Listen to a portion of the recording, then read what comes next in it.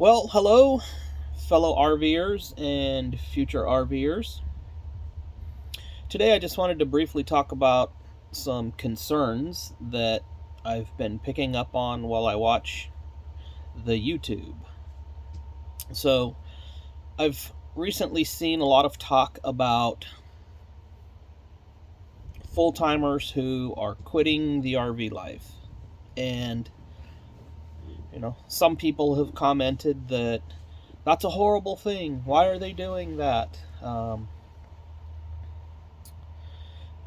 don't think it's a horrible thing. I was a full timer before, and oh, by the way, I need to go back and make a correction. I think in the first and third videos that I had posted, I said that we got our first travel trailer in 2011.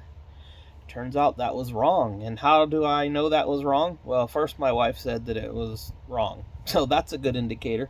But secondly, on my Facebook memories, a memory popped up that said, well, we're off to pick up the travel trailer.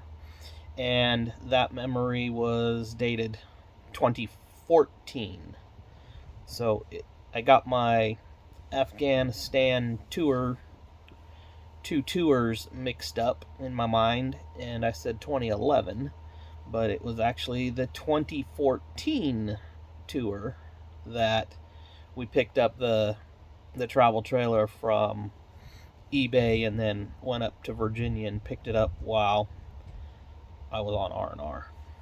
So that was a pretty good R&R, getting a trailer. But anyways, back. So that's the correction. We've been had an RV since 2014, not 2011. And to move on with the full-time piece, when I retired from the Army, and by we, I mean me, thought that I was going to be a full-timer in the RV, and that myself and my wife, the dog, and the 4 cats would just tour America. Why not? See the place that you've been defending for 30 years. So I thought I'd be a work camper as well. Had some stuff set up, but then when my retirement was delayed a month or two, that work camp job fell through. But it turned out okay because we just had more time to travel instead of doing that work camping. But, we made it 8 months. It was not horrible. My wife would maybe say different, especially when it started getting cold. Our camper was 4 seasons rated, the Class C. But, she said it was just too small and she wanted her stuff. So we had done that full-time work for about 8 months before we got back into a house and got our stuff. So I don't think that it's a terrible thing. Things in people's lives change, and what your desires are change, and what your financial conditions and your work conditions are, they change. And when they change, your life might change as well. So you may start out with the intention of being a full-timer, and you might do that for 2.5, 3 years. You might do it for 6 years, or you might do it for 8 months. But no matter how long you do it, I don't think that anybody like a YouTuber would expect someone who says, we're going full time, to, do that the entire rest of their life, right? Especially as their kids are growing up. Things just happen. Things change. A lot of people, I think, got into RVing during the COVID year of 2020, right? You couldn't go anywhere, you couldn't be around anyone, and a way to still get out and enjoy time and activity with your family was in an RV. And people were just buying anything that they could find to get out with their family and travel around. And that probably worked for a while, right? Especially if you were doing dispersed camping or going into parks that were still open and available, right? You can have a lot of distance between people and still be together in your RV. So those conditions have changed, right? People can live in a home and talk with their neighbors and travel around town and take road trips in their cars. So maybe the conditions have changed and people don't need the RV anymore. And there's some challenges with being full-time in RV, and you'll see that all over the YouTube RV channels as well. How do you get your mail? How do you vote? How do you have a doctor? How do you go take your animals to the vet? How do you have your kids go to school? There's lots of considerations that go into being a full-time RVer or a full-time RV family that actually travels and goes different places in that RV. Now, if you just take your RV and you park it in an RV park and you stay there for 3 years, okay, you're a full-time RVer, but are you really? Because you're not going anywhere. You're not doing anything. You have a fixed lifestyle right there at the RV park. So, again, I don't fault people.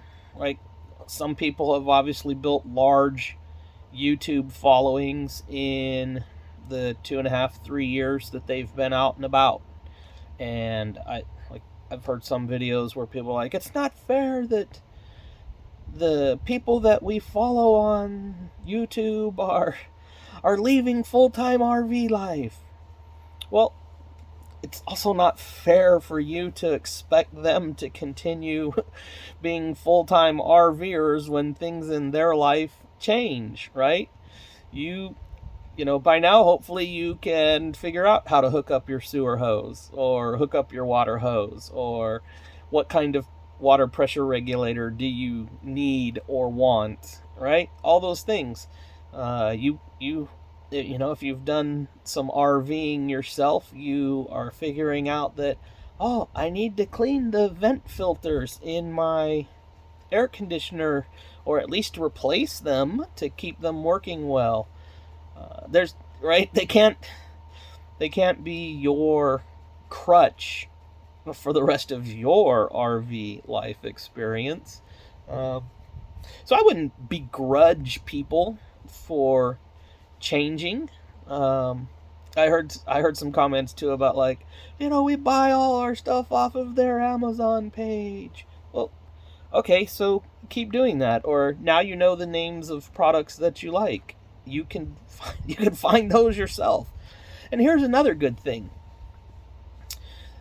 As people leave the RV lifestyle and go back to, say, a brick and mortar home somewhere, but there are new people coming into the RV lifestyle. So you can watch their channels. You can interact with them on their channels. Like, there's a couple new RV channels that are out there, and at least one of them is really dang good. From episode 1, year 1, they've already got merch, right? So they obviously went full bore on their video. You're not getting like mine, where there's no merch, there's no sponsor, there's no, I don't have Amazon packages being delivered to the park at all, right? If I have an Amazon package, it comes to the house that I live in. So, and I also noticed that there's a lot more people going to a travel trailer. And I would say a fifth wheel as well, but to me, again, as I had said earlier, fifth wheels seem to be like the best bang for your buck if you don't expect to be in the RV while traveling. Like, for example, some people have talked about using their travel trailer slides or their fifth wheel slides with the slides in. And that generally is not a good idea, because The travel trailer and the fifth wheel slides are generally designed to only be used while they are out, while the slides are out. And if you are using the slides while they are in, there is a chance that you could be damaging that slide. Now, in a Class A or a Class C, those are built with the understanding that people will 100% be inside while that RV is in use. So, for example, there are seat belts right below me on this couch that I am sitting on. These seat belts are for people to sit on this sofa while this Class A is driving. Back that way towards the dinette table, there are seat belts on one of those bench seats. It's designed to be sat on while the slide is closed. So maybe that's another consideration that you have when you decide what kind of RV you want to get. But just realize if you pull into a rest stop and you're going to get lunch and then use the restroom and be on your way. If you're hauling a travel trailer and you are using that slide area, say for your table or your sofa, while you are in the rest area and those slides are closed, you might be damaging your slide and your slide components. And at some point in time, you might go to open that slide and a screw or something has come loose underneath the slide for whatever reason. And as you slide it out, you tear up your floor. So just be cognizant of that slide use in a travel trailer and in a fifth wheel, right? If you need to, call the manufacturer and ask the question, can I use the slide while the slide is in? And if they tell you no, and you do, you may be creating yourself some warranty issues.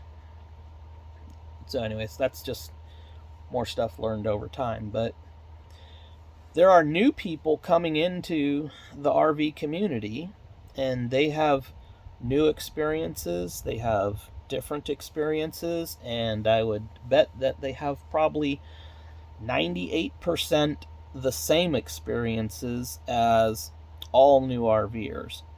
There are way more RVers out there than there are RV YouTube channels.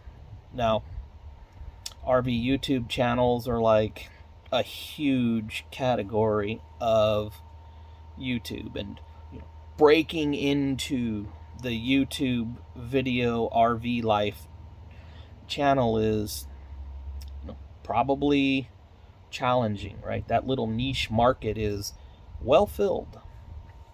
But as people leave the full-time life, they obviously are not going to be making full-time RV life YouTube videos, so that opens up rooms for new people and new families coming into the RV life. It creates space for them to flourish on YouTube. So I would not begrudge anybody who was a full-timer for the last 3, 6, 8 years who now says, hey, things have changed, we're headed back to the sticks and bricks. There's nothing wrong with that at all. In fact, I suspect that one day folks who are new to the RV life and are just learning about how to operate their hitches and have never pooped in their RV toilet yet, right? People are those folks who think, I'm going to be full-time, I bet you in about 2.5, 3 years, there's a good likelihood that they are not full-timing anymore. I think the statistical average is about 2.5 to 3 years before full-timers stop being full-timers. So be positive. Look forward to the new channels. Look forward to the new information from the new people. Look forward to their new adventures and the joy in their face as they discover new things that old full-timers, right, already did 2 years, 3, 4 years ago.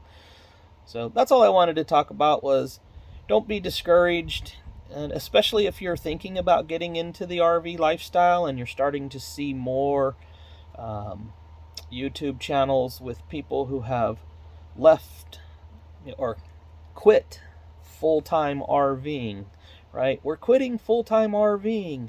Now we're just going to be weekend campers or part-timers or some-timers. Be happy for them too, right? Their life is headed in a direction that they probably hadn't expected, but they're enjoying. So you get out there as a new RVer and enjoy your new lifestyle and make your friends, learn your lessons, and have your wonderful experiences. And I just wanted to end out on a positive note. So get out there and enjoy the RV life and living in the RV community, and do it as long as it makes you and your family happy.